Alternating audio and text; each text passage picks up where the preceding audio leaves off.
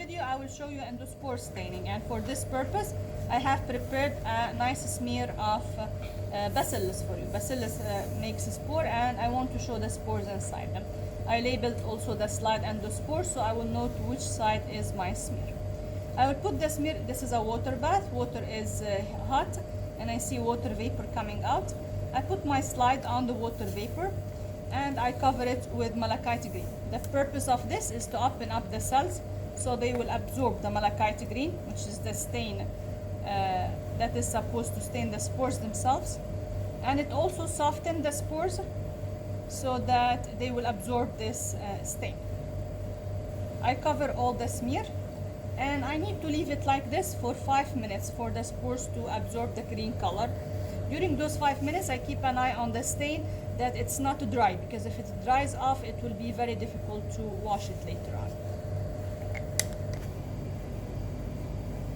I remove the slide from the water bath. You don't be scared. Hold the slide from its edge from the water bath. It will not be hot. The glass will not be hot. Wash the excess malachite green with distilled water. Have malachite green from both sides, so I wash both sides nicely. I don't want crystallized malachite green on my smear. I lessen the water, and now I cover my smear with safranin. Safranin is the counter stain that is going to stain the cells themselves.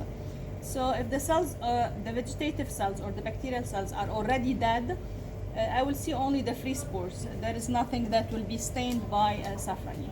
However, if the if the bacterial cells are still there, I will be capable of seeing the spores inside the bacterial cells. And I will see their positions, whether they're central, peripheral, swollen or not swollen. This is the purpose of safranin.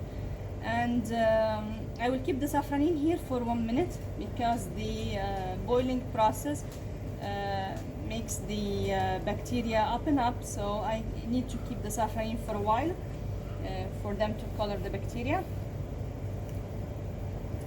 I will wash the excess safranin. I will tap my slides on filter paper and I will be ready to go for microscope.